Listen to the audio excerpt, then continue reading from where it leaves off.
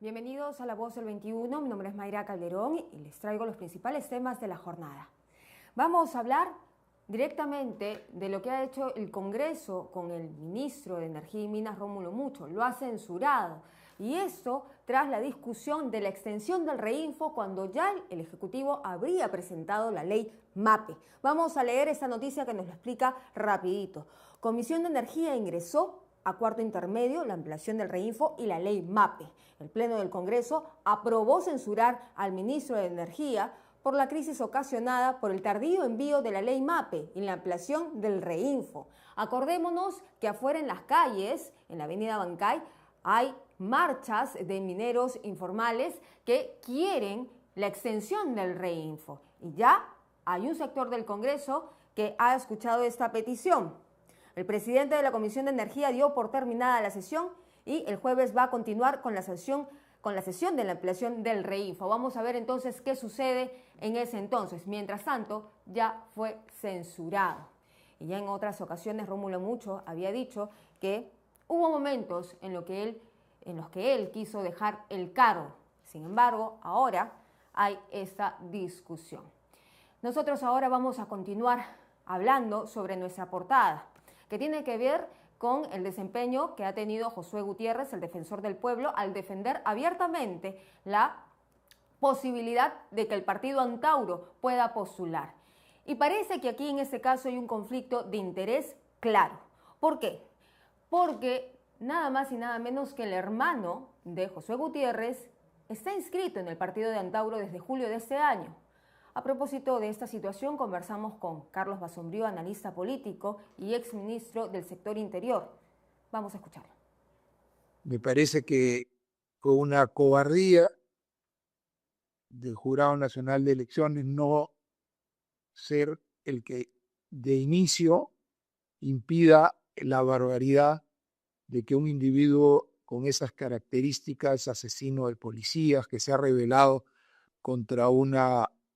que se rebeló contra un gobierno democráticamente elegido y funcionando democráticamente en el país, un individuo que no quiso, y lo he dicho expresamente que no lo va a hacer, pagar la reparación civil a las familias víctimas de los asesinatos que cometió y que plantea medidas claramente, abiertamente contra la Constitución que él pretendía que lo elija. Después fue el Congreso. El Congreso se comportó cobardemente también por intereses específicos de a quién más podía afectar, la eliminación de Antauro, etcétera. No tomaron la medida que les correspondía tomar.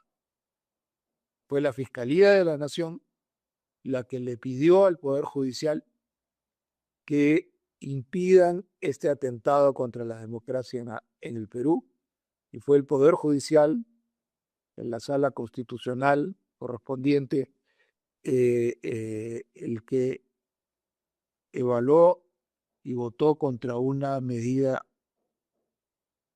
que habría sido una afrenta a la democracia. Las democracias se defienden de los que no la quieren. Los demócratas no pueden ser tontos. Lo que hace el defensor del pueblo es una vergüenza y se explica, es peor todavía porque se explica porque su hermanito se lo ha pedido. Entonces ahí están las consecuencias de elegir a personas de una manera irresponsable para que sean funcionales a los intereses de quienes los nombraron, en este caso una coalición de partidos políticos en el Congreso de la República. Y él dice, Josué Gutiérrez, claro, está cayendo en un conflicto de interés porque defiende, dice, a los militantes del partido Antauro Humala porque se van a quedar sin postular. Y él estaría cayendo en ese conflicto de interés, lo cual es bastante vergonzoso porque su hermano, como repito, está inscrito en el partido Antauro Humala desde julio de este año. ¿Qué debería de pasar? Bueno, los militantes de ese partido tienen que asumir la responsabilidad de haber pretendido aspirar a cargos de elección sobre la base de un liderazgo explícito, está escrito en el nombre de ese partido, de una persona con las características que ellos decidieron. Entonces, ellos no son víctimas de nada. Se supone que eran conscientes de lo que estaban haciendo, de la decisión que tomaban y del riesgo que tomaban de que la democracia peruana se defienda de quien, repito, asesinó a policías, no se insurrectó contra un gobierno democrático.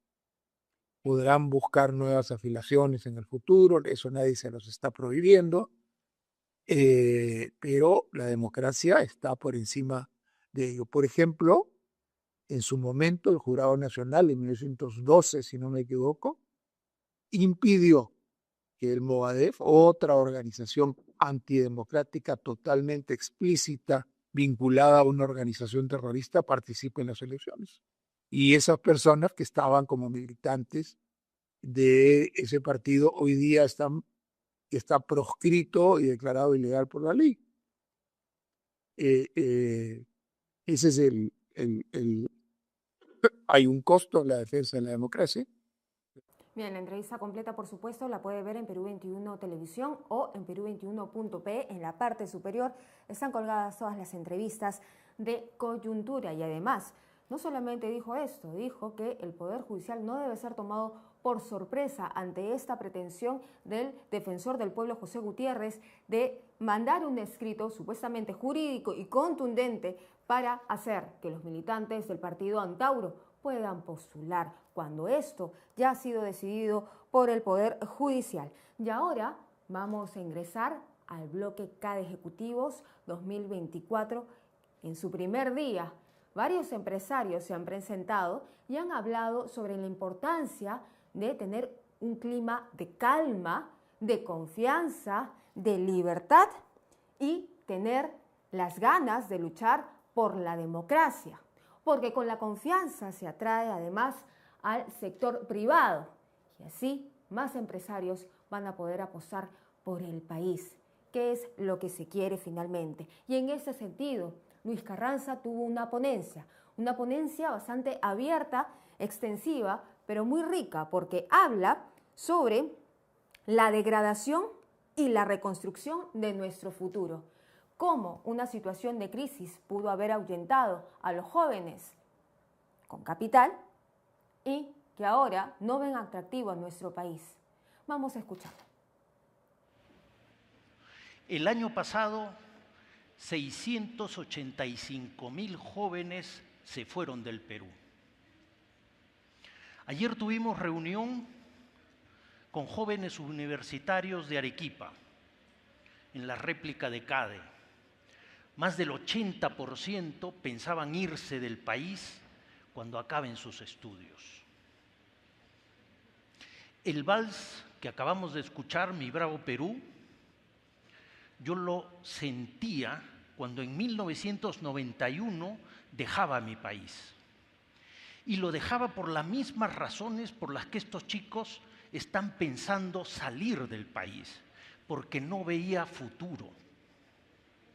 Adiós a mis queridos padres, adiós mi flameante bandera. Me voy, pero juro por Dios que te llevo en el alma, mi bravo Perú.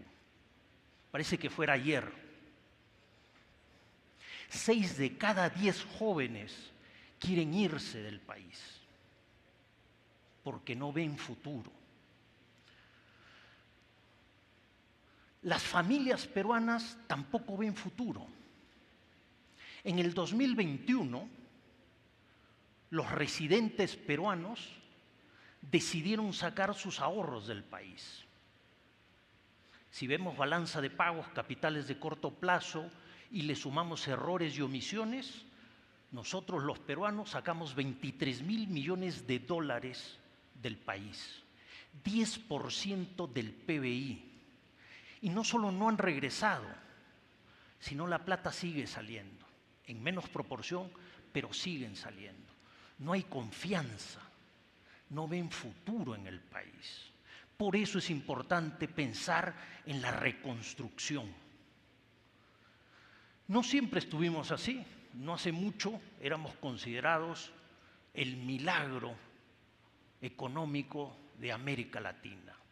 Les muestro páginas de diarios extranjeros, no peruanos. Les muestro opiniones del Fondo Monetario Internacional, donde nos veían como el milagro económico, donde la recuperación después de la crisis del 2009 fue espectacular y nos veían como ejemplo. ¿Qué nos pasó? ¿Cómo fue posible que perdiéramos esa visión de país?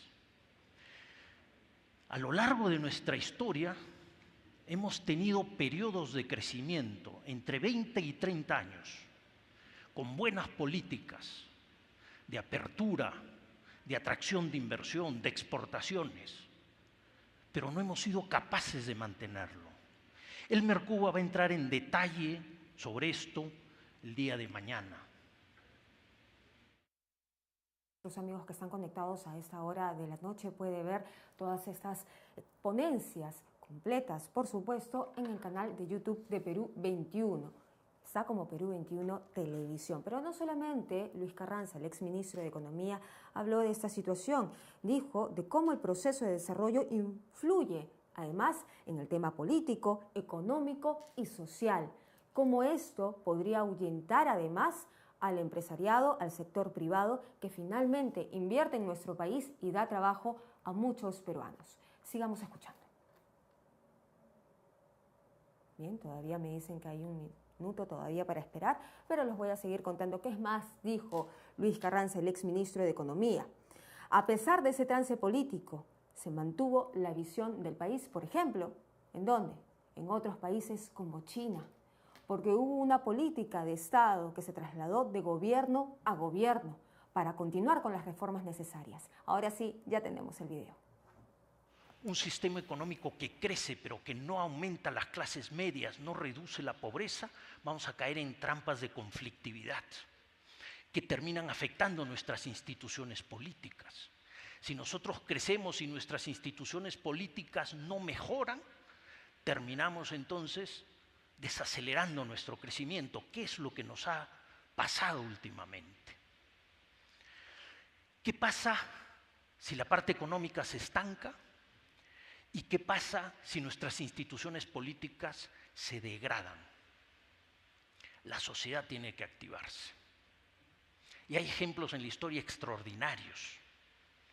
Siglo XVII, Jacobo II quería regresar al despotismo antiguo en la Inglaterra, y ahí vino la Revolución Gloriosa, una revolución llevada adelante por la sociedad.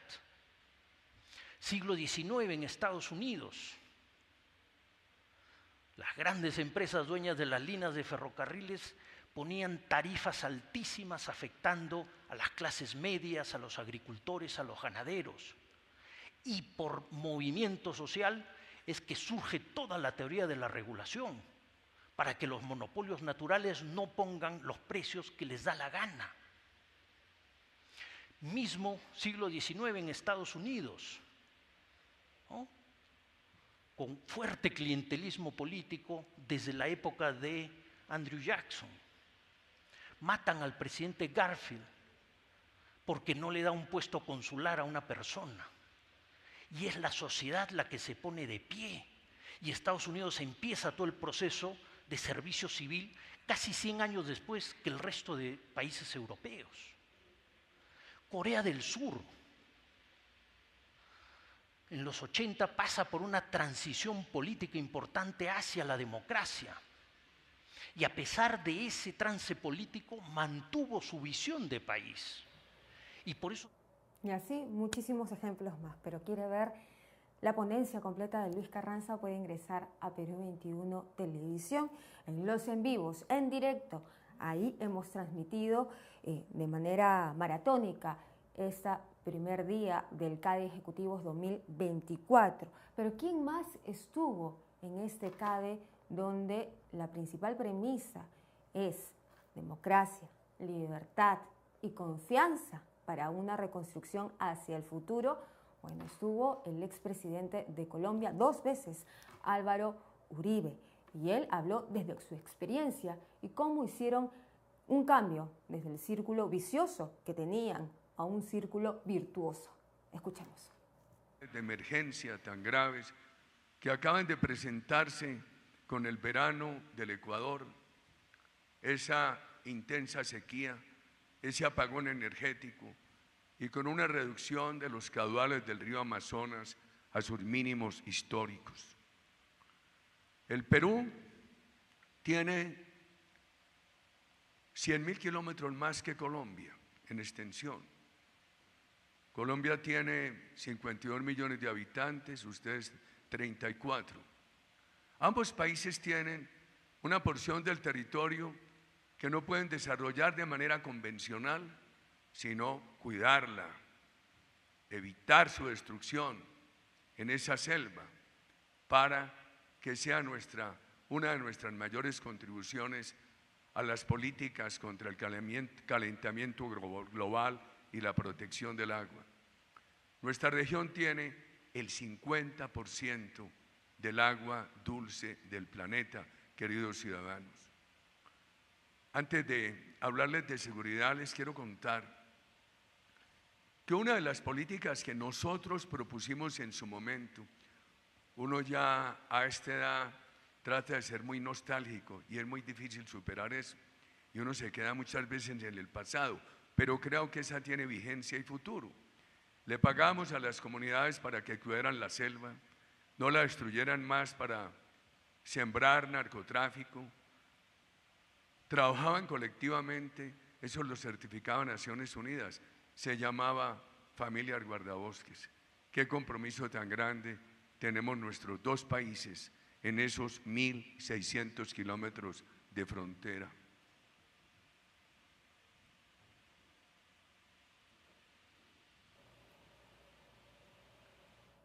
Bien, por supuesto, todas estas ponencias las va a poder ver en Perú 21 Televisión o en Perú21.pe. No se olvide de ingresar a nuestras redes sociales, además a nuestra página web para ver todos nuestros reportajes y entrevistas completas. Mañana Perú 21 también estará transmitiendo todo lo que suceda en CADE 2024.